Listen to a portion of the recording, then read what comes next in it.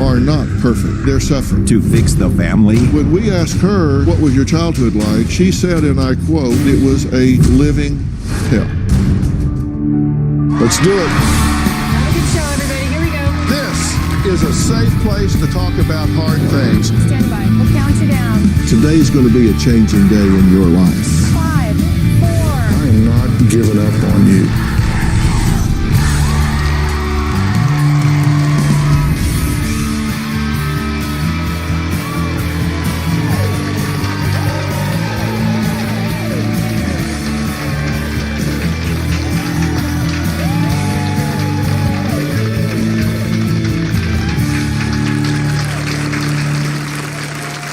Maria says she was overjoyed with the birth of her first child, a daughter named Allie. But by just 1.5 years old, Allie showed signs of aggression, and these temper tantrums turned into cursing and fits of crying for seemingly no reason at all. Now, throughout the next 19 years, Maria says she spent all of her time trying to figure out what was wrong with Allie, meeting with doctors, counselors, IEPs, therapists. Now, you'd think she has only one child, right? She says all of her time. But that's not the case. There is another daughter, Elena, and she's behind the scenes. 16-year-old Elena says her mother ignored her so much throughout the years that she is now angry.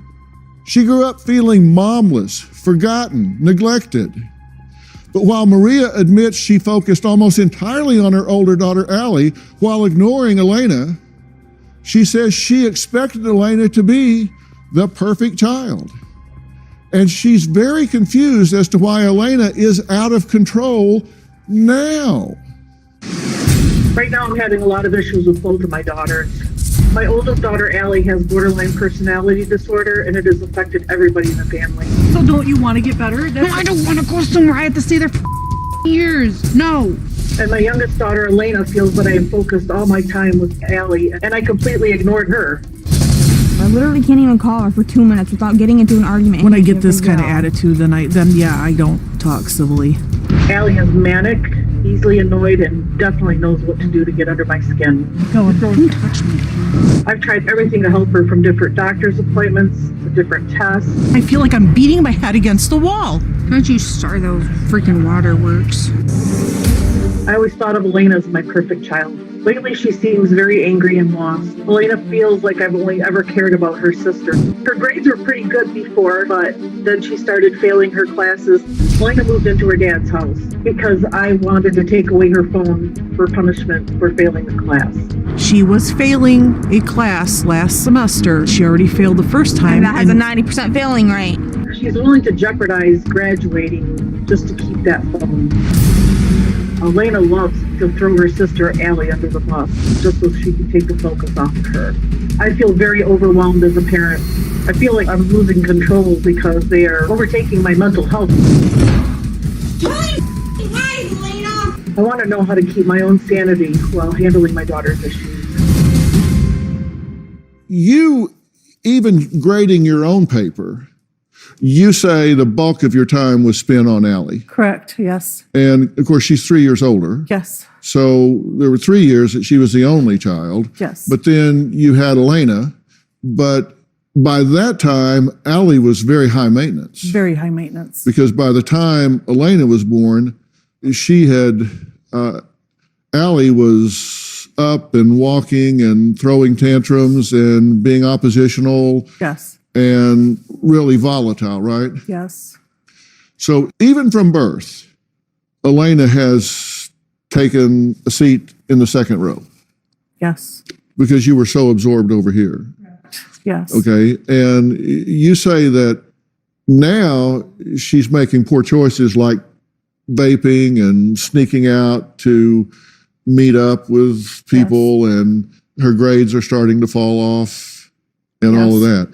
But you said that even though you didn't pay attention to her, that she was the perfect child. That you had Allie that was high maintenance and had issues, and then this was the perfect child. Mm-hmm. Children that grow up in dysfunctional families are not perfect. They might be convenient. They might stand to the side and not create demands and issues, but they're not perfect. Right. They're suffering. And they just don't, the squeaky wheel gets the grease and they don't squeak much, but it's easy to confuse convenience with perfection. Because when we asked her, what was your childhood like? She said, and I quote, "It was a living hell." She says, my mother was not available. She said, you drank, her father drank, her sister was in constant meltdown. And so she was just over here by herself, having to make her own way. And she felt like you were not emotionally available. Her father was not emotionally trustworthy. And so she was really lost. Yeah. That doesn't sound like a perfect child, but yet you describe her as perfect. Yeah. In my mind, she was. But now this model child is acting out. She's vaping. She's failing classes that she was doing really well in before. She's sneaking out. She's disrespecting her mother. Elena says she is the exhausted one because she basically had to raise herself from day one. I wish my family could be normal. I'm tired of what we are dealing with because of my sister Allie. My sister Allie is nuts. Good. She just slammed my door again. My mom is controlling, overprotective, annoying, and she doesn't know boundaries. Growing up, my childhood was like a living hell. There was always yelling and screaming, and we never got along. I felt alone on my own. I felt momless. I felt like Allie was more important than me. I always thought I gave her the attention she needed. Me trapping myself in my bedroom on a daily basis is giving me the attention that I need. My mom always expected me to be fine, but I wasn't. I had to learn how to raise myself. I feel like I'm more mature for my age. Now that my sister is doing her own thing, my mom wants to be a part of my life. It's a little late now. She wants me to be perfect with school and how I act. My sister graduated with a certificate of completion and not a diploma. Meanwhile, my mom expects me to be a straight-A student. Currently, I'm living with my dad and not my mom. She told me that I'm not allowed to come home until I give up my phone. She's never bought me a single phone, never paid a single one of my phone bills, so she can't take it. You're right, I can't. You're not going to live under my roof and not follow then my I rules. won't live under your roof. I don't want to go home until she can change her ways. You were listening to my conversation with your mom when we started. Yeah. What's your reaction to what she had to say? I mean, I don't know where she's getting the sneaking out thing from. If I was going to sneak out, I'd walk right out the front door. If I want to sneak out, I'm going to do it. I don't have a reason to be sneaking out right now. Because, yeah, I will admit that I do vape. Yeah, I will admit that I've started to get myself into trouble, but I'm not sneaking out. Okay. But didn't you sneak out from your dad's last summer For what? to meet up with boys? No, I don't recall that. You're currently living with your father. Yeah. You're uncomfortable there. Why? Just everything that's happened between us in the past. I don't think he'd be stupid enough to do anything like that again. Living with my dad is awkward because we didn't have a strong relationship from the beginning. When I was in 4th grade, my dad was charged with child abuse because he was drunk and abusive towards me. Since then, the judges said that my dad cannot be drunk or have alcohol around me. The other day, he went to the bar and got intoxicated. It triggers me when I see him drink. I want to go home, but I'm not going back to my mom's house until she can change her ways. I'd rather not live with either of my parents. As soon as I turn 17, I'm out. You're currently living with your father, Yeah. but that's not ideal in your view, correct? No. You're uncomfortable there. Yeah. Why?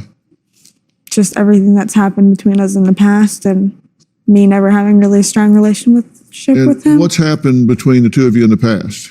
When I was in 4th grade, he came home drunk and ended up getting third-degree child abuse against me. And this was because of verbal and emotional and some physical abuse, right? Yeah.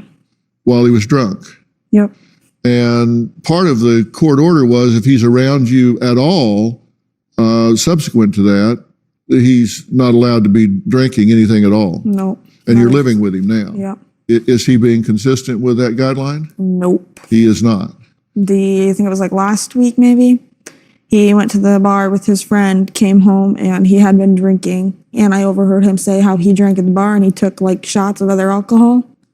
And he came home and I just trapped myself in my room again, locked my door, and I wouldn't go by him because I was sitting in there panicking. And then sometimes I'll go out into the kitchen for dinner and there will just be empty beer cans sitting there. One time I went out there and there were 6 empty beer cans sitting on the counter. Okay. Okay. So what's your emotional reaction to that?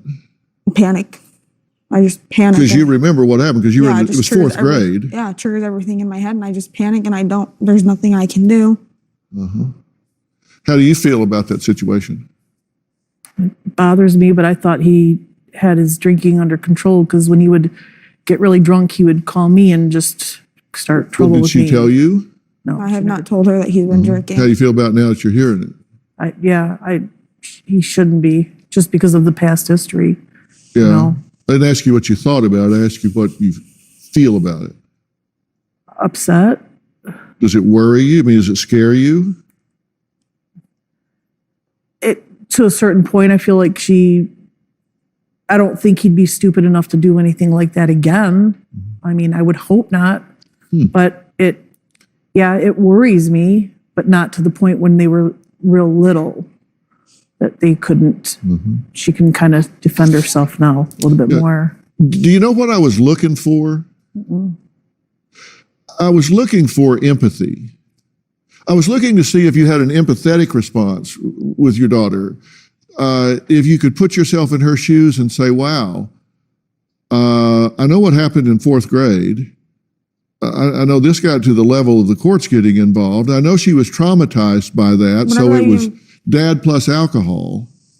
And here's dad plus alcohol again, right? I'm sorry? Whenever I even try to bring it up to her about the situation, she tells me you just need to forget it and let it go. It was the past. That's not something you just forget and let go.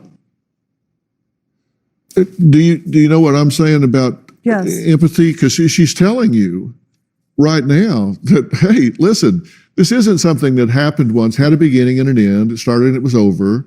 It leaves an indelible impression on a child where they feel out of control and helpless, inability to protect themselves. And then here's that combination of factors again: alcohol, father, and alone. And that's a very scary situation. And she's told us about it. She said, like, yeah, it made me really uncomfortable. And no phone to contact anyone if something even happens. We live the next street over, though. I mean, if something happened, you could come home. You can come home anytime. I want you to be home, Okay, anytime I Elena. ask to come home even for an hour to see the dog, I can't even come home then. Why? Because she tells me, oh, you can't come over until you give up the phone. Why is the phone the big issue of contention here? Because she was failing school. The rules were if she was failing any classes, she had to turn over her phone Why? as a punishment until she got her grades back up to passing again because she was Do spending you have too some much, reason that that's connected to her grades? because she's spending too much time on the phone. Okay, She's I'm staying spending up- too much time on the phone when I literally come straight home from school. The second I get off the bus and go in my room and do my homework. No, I asked you, do you have any homework? Nope, I don't have anything. Okay.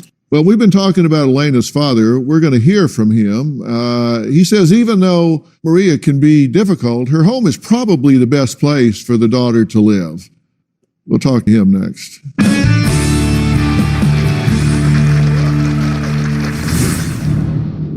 How were things going when the two girls were there? Was there fighting between the girls? No, not really. Really? To deal with all the stresses from my daughter's behaviors, I drink nearly every single night. I drink sometimes up to 6 beers a night, sometimes wine coolers, sometimes wine. It doesn't make me drunk, but it definitely takes the edge off. It's sad to say, but right now it's the only way I can cope. It seems like it's become a habit, but I do definitely want to cut back. I'd probably stop consuming so much alcohol if my daughters would get their act together. Well, Elena says mom has been drinking since she was little. So dad's got a problem with drinking and created an issue. And you say that your mother has been drinking since you were small, and you say that you've been drinking all along. as well. But you actually said, if it wasn't for you girls, I probably wouldn't be drinking. That's what you told Well, us. I mean, not daily. I mean, like not as much because I do it to take the edge off. I mean, I haven't drank since I've been out here. I mean, but Well, do you blame your girls for your choices? no, that's my coping skills. Because it sounds like That's that. my crappy Because didn't you coping tell her that if it wasn't for you guys, I probably wouldn't No, be no, no, drinking? No. You didn't say, because you told us you did. I did. Yeah. No, I don't remember that. And you told us you did. I mean, you haven't said that? I don't recall saying that. Wow. I don't. It's interesting how people say things, and then when I ask about them, they start backpedaling. No, It was seriously. literally, I can tell you exactly where it was, where Okay. we were going. We were literally going to my orthodontist appointment. And she looks at me and she goes, yeah, I haven't really drank that much now that you and your sister have been gone. Huh. So I called her like 2 weeks later and I had a breakdown and I was like, good to know that if anything happened to you because of your drinking, that now that I have to live with that guilt, that it was because of me. When she No, sits, that's yeah, okay, because she sits there and You're tells not me how the reason sometimes her liver for that. enzymes are elevated. you're not the reason for that. It is my choice. well, that's not what That's you told my me in the crappy car. way of coping. But that's what you implied to her, though. You No, recall but that conversation? I didn't mean for that to come across that way. And I'm sorry if it did. Well, it did. It did. And I understand that, but I did not mean it that way, Elena. I did not. And to make matters worse, Elena is now living with her father, who Maria claims is an alcoholic and completely oblivious to whatever Elena does. Rodney, how are you today? I'm fine. How are you, Dr. Phil? I'm good. Maria says that you're just completely oblivious to whatever Elena does. I got a feeling that you probably don't agree with that.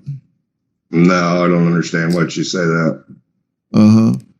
How are things going between, you had both girls living with you until about a week ago, right? Allie's been gone about 3 weeks. 3 weeks. Okay, she's been gone 3 weeks. So the two of them were there until 3 weeks ago, and then the last few weeks it's just been Elena. Yes, sir. Okay. How's it going with just the two of you there? I thought we got along fine. Uh-huh. She spends all her time in the bedroom. Yeah. How I did get her things? out How were things going when the two girls were there together with you? pretty well. Was there chaos? Was there fighting between the girls? No, not really. Really? I don't see all of the things that Maria sees. Here's a video of an argument between Elena and Allie. Okay, I'm calling then. You have 10 minutes to come get her, I'm calling. What are you choosing? What are you choosing? Me call or you come get her? I can. Good, she just slammed my door again, I'm calling. Stop doing this! What the? Madison, you can stop making this. Okay. What are you doing? Come and get her or am I calling? You don't have a little while. You have 10 minutes, Dad. Or I'm calling. Good, I'm calling. Goodbye. And it's right after that you noticed that the door had come off the hinges at the bottom, right? Oh yeah, you can't even shut my door normal. Yeah, here's a picture of that door you're talking about that's cracked and broken. And all I'm pointing out is that those two girls being together, whether it's your house or Maria's house or wherever, is probably not a good arrangement. Rodney, Elena says she's been bothered by the fact that you've been drinking some when she's there. True or false? I have a few every couple days. Yes. Okay. I don't get intoxicated. Yeah, I'm not saying that you have been, but you have been imbibing in some alcohol while she's there. Yes. Okay. So what does Elena's older sister have to say about all of this? She's here, and we're going to hear what she has to say by adding her to this conversation next. Rodney, stay with us. We'll be right back.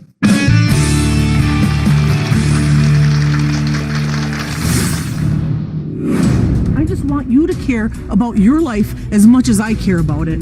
Just for once. I feel like I'm not normal. A lot of other people that I know don't have problems like me. That makes me upset. Allie moved out of my house because she said my rules were ridiculous. She feels I shouldn't have parental controls on her phone because she's 19. And now she lives with the boy she just met on Snapchat. I'm relieved she moved out, but I'm very worried about her. My biggest fear is that if her and this boy split up, she will spiral out of control. We're talking this hour with Maria and her ex-husband, Rodney. Their 16-year-old daughter, Elena, is here. Elena says that she had to take a back seat to her older sister, Allie, who got all the attention because of her struggles with mental illness, while Elena was ignored. Here's what Allie has to say. Me and my family have issues. We fight and argue a lot. Everybody that knows us knows our problems. It's no secret. Our world, the world. The world doesn't know us. I'm done. When I get in my depressing moods, I get mad. I feel like I'm not normal. A lot of other people that I know don't have problems like me. That makes me upset. My sister shows me love, but she can be mean to me. Sometimes I scream at Elena when she doesn't listen to me. Elena, stop doing this!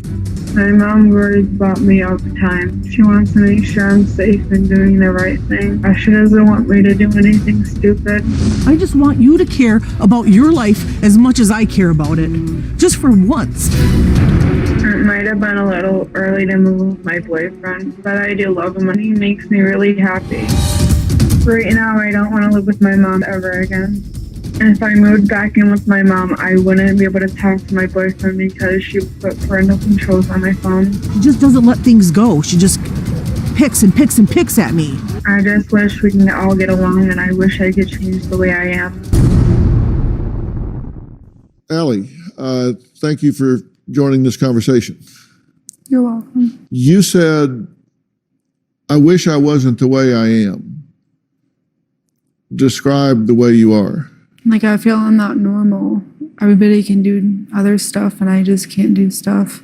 What's the most abnormal pattern that you experience? Just fighting and stuff. I Fighting? don't. Do you have a hard time regulating or modulating your emotions? Do they get out of control? Can you tell when it's going to happen? Sometimes I just can't control it, usually. You know it's coming, you just can't pump the brake. Yeah, pretty much. You see it, but there's nothing you can do about it. Okay. And do you realize that it's not the best choice at the time, that it's not helping? You just can't stop it. Okay. You've moved out now. You moved out from your mom's house. You were in your dad's house. You moved out of your dad's house and you're living with your boyfriend. Mm-hmm. And how long have you known him? Tomorrow's going to be 1 month. 1 month? Yeah. Okay. And how'd y'all meet? Snapchat. Snapchat. Huh. Is he a nice guy? Does he treat you well? Mm-hmm. Treat you with respect? Yeah, respect and love. He cares about me. Does he have a job? Uh-huh. And so you feel safe with him? Do you have the same emotional ups and downs with him? Yes. And how does he respond to that? He just gets mad. I'm sorry? He just gets mad because my borderline personality disorder makes me have unstable relationships. Uh-huh. So it's just really hard for me to keep a relationship. Right. Did he know about it before you moved in? But my borderline personality disorder? Yeah, the fact that you were emotionally up and down. No, he learned about that fast. He learned it pretty quick? Yeah, okay. What is best for this complicated family when several people are involved that have different agendas? I don't think we have one person pulling in the same direction that the other person's pulling. And that makes it difficult. And I have some priorities here. I'm going to tell you what they are. I'm going to tell you what I think needs to start happening. We'll be right back.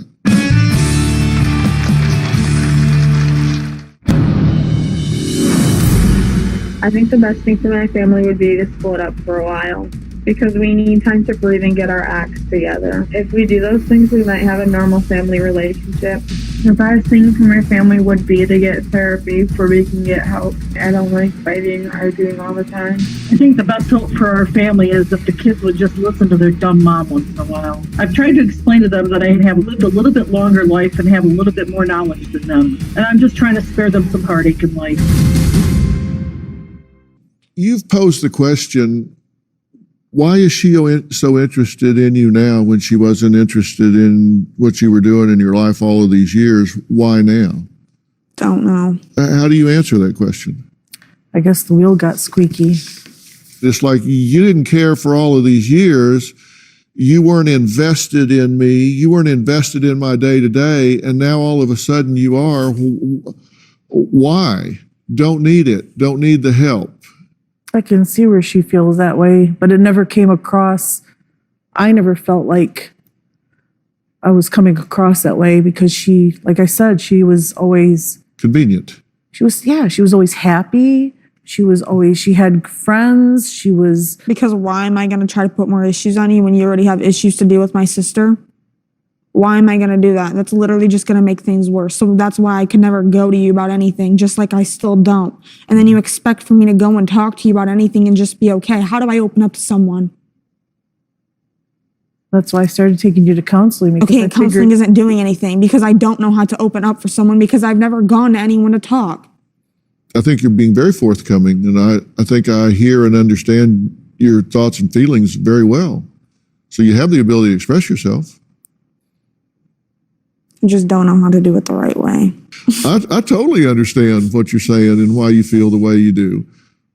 You know, I've got some pictures here. Maria, look at these photos, and this kind of a walk down memory lane. What do you remember about these photos? Like photo number 1, what was going on there? First day of kindergarten. First day of kindergarten. And when you see that, what do you remember about that day? She was happy. How does seeing her now at that age and that situation make you feel? It breaks my heart. As a parent, you just want the best for your kids. Uh-huh. And you don't want them to struggle like you did or have the heartache like you did. And you surely don't want to be the reason why they're screwed up. I don't think she's screwed up, by the way, but I don't think Allie is either. But photo 2, what do you see there? Easter. Happy. Were holidays a special time? Was that a time that you called kind of time out and focused on her consciously, purposely, specifically? Do you remember these times? What about number 3? Halloween. What do you think when you see that photo? She doesn't seem quite as happy. Yeah. But she does. I mean, she enjoyed carving pumpkins. And then the 4th photo is tubing at age 14. Yep. So she's just been kind of putting one foot in front of the other and making her way along, right? Allie, what do you want for your sister? For her to be happy again. Do you? Do you love your sister? Yeah. What do you admire most about her? She's fun to be around. She's beautiful. She's kind. Do you love your sister? You don't like her all the time, but do you love her? Yeah. Yeah. What do you think should happen at this point? I don't know. There's really nothing that can happen.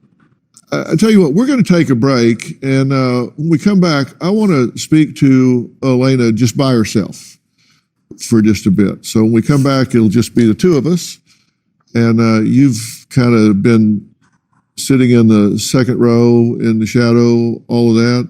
It's just you and me, kid, when we come back. We'll be right back. Actually,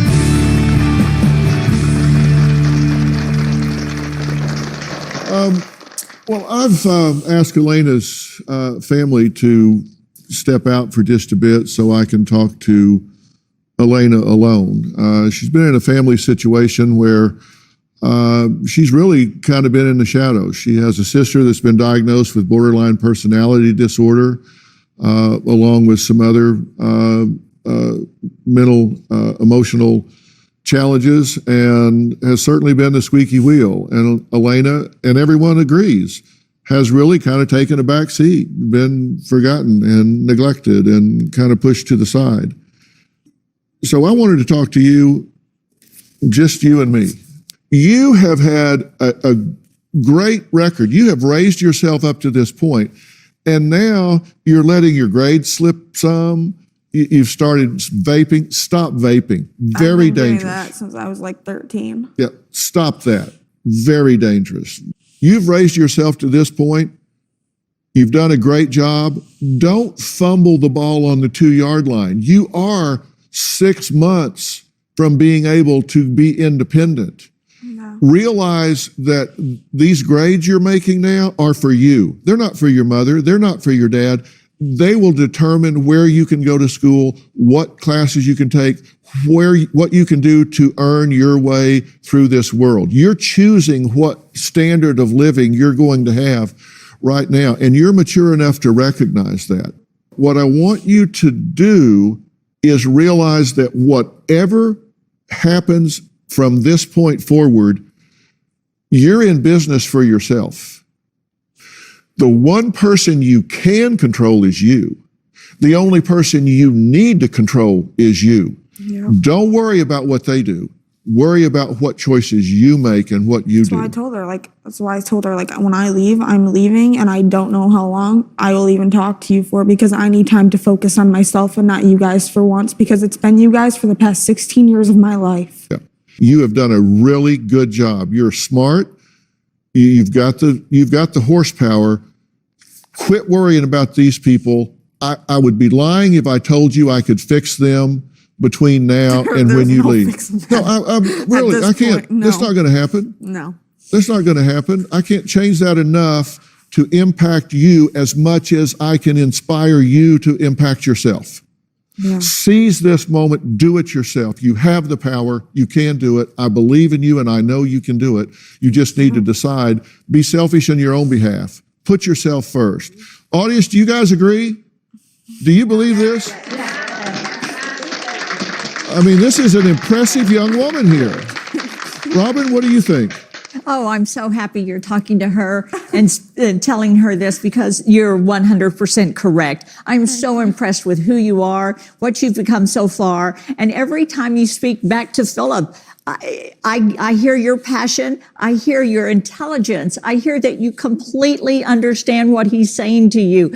You do get it. You do understand. And I'm so glad that you have this time with him and that you're hearing him and he's telling you and pleading with you to give up the vaping and to grasp this time and seize this time for your education. I'm thrilled this is happening. Thank you. And really take that personal pride and take care of yourself mentally, emotionally, physically. And it starts with even the way you carry yourself. Like, sit up really tall right now. I mean, scoot back, sit up tall, put your shoulders back. I mean, it really starts with just that simple a thing, is walk with pride, carry yourself with pride, and decide, I'm the captain of my ship and I'm sailing it where I want it to go. Yeah. We'll be right back, and I'm going to add the family again.